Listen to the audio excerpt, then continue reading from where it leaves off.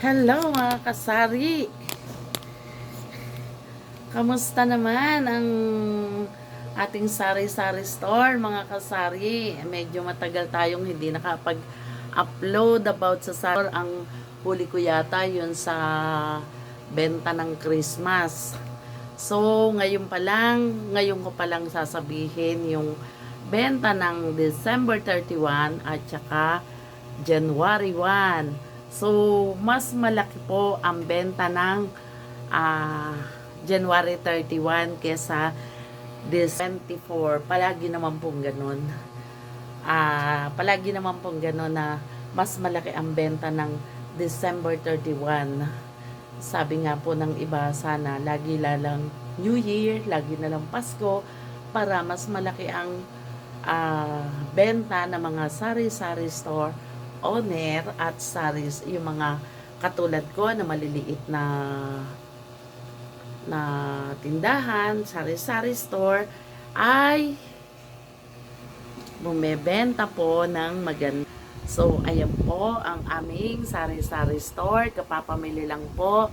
Hindi ko na po pinakita sa inyo ang pamimili kanina at ako nga po ay hindi pwede mag-vlog sa aking mga grocery na pinupuntahan.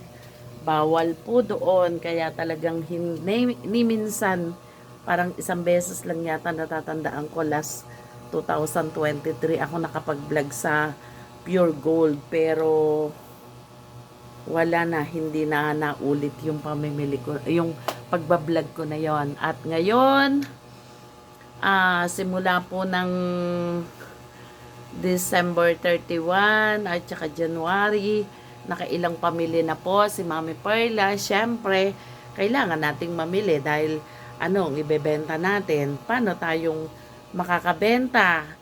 At ang hindi ko matandaan kung 4 na pamimili na to.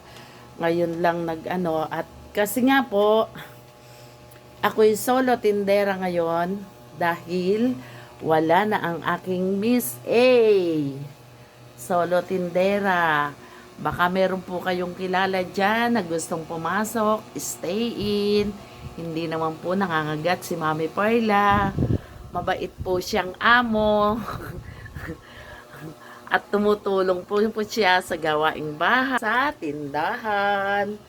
Sadya lang po talaga na ang mga Miss A ay pag umabot na ng 1 taon, iba na po ang nagiging ugali, kaya kailangan na po nating palitan.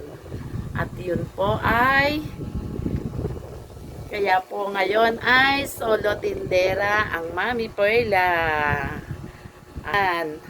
Kahit solo tindera ang Mami Perla, okay lang, basta nakakabenta at binibigyan tayo ng Panginoon ng kalakasan para mapagsilbihan natin ang ating mga mamimili, ang ating mga suki.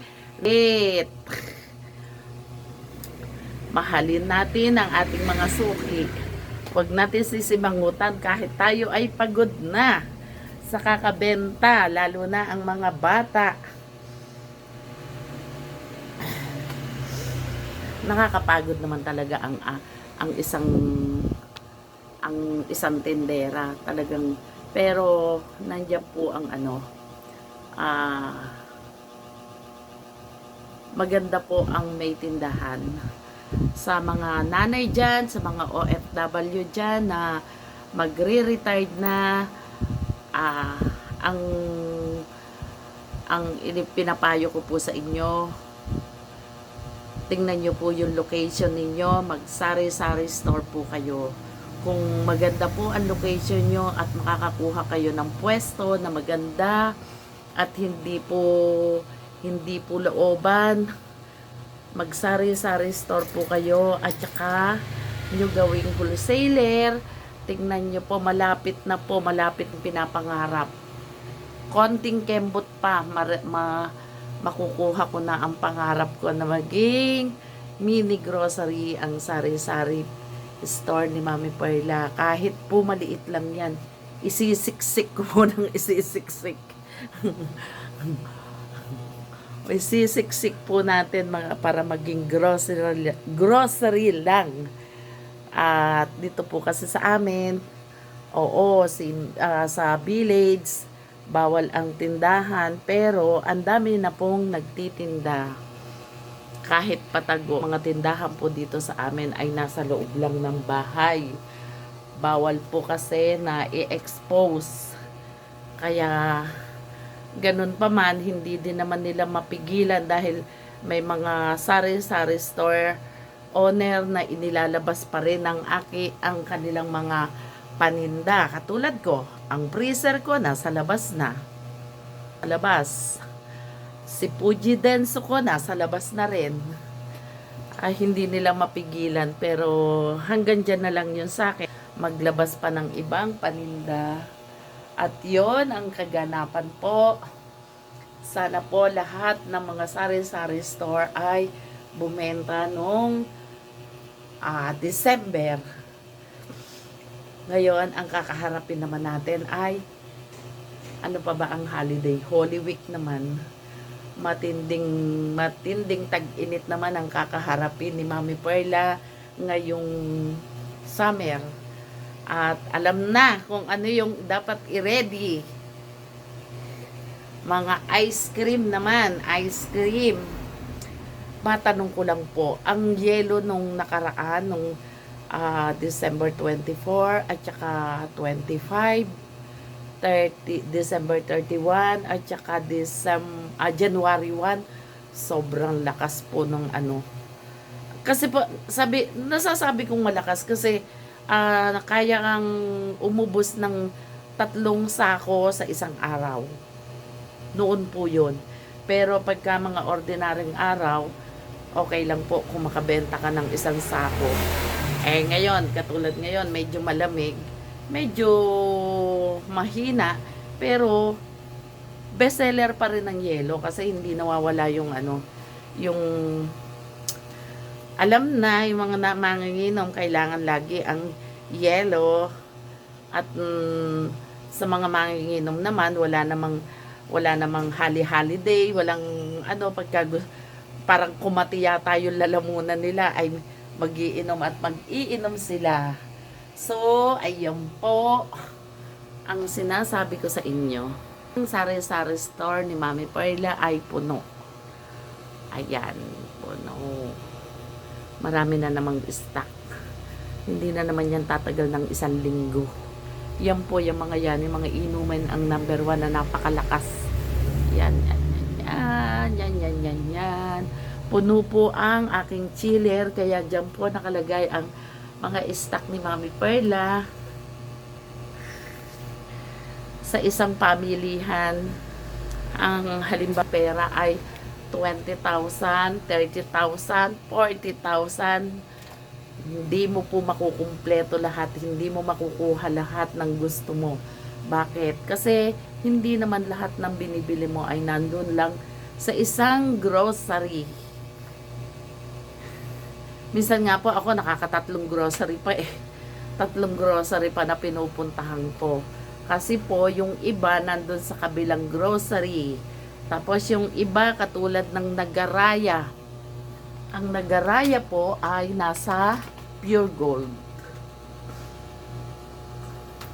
Marami pong grocery dito sa amin.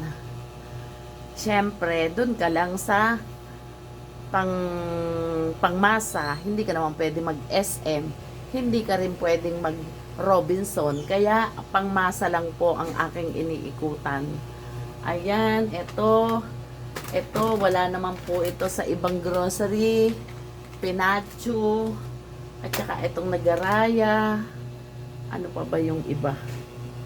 Yan, sa Pure Gold lang po meron yan, at saka yun, ang mga dilata po ni Mami Perla ay, ayan na lang, konti na lang. Hindi po ako gaanong namili ng dilata kanina. Ayun. Ay, kumusta po? Sana po, nag-enjoy kayo sa aking simpleng video. Yan po ang mga chichirya section na malalaki. Yan. Yan.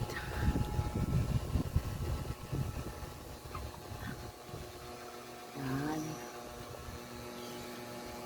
Ako po ay sisimba mamaya 4 o'clock. 4 o'clock po ang simba namin ngayon dahil anniversary po ng aming church. Yan.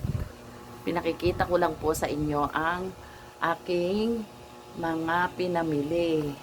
Kaya po nakikita niyo puno ang tindahan ni Mami Perla kasi kababagong pamili lang po niyan.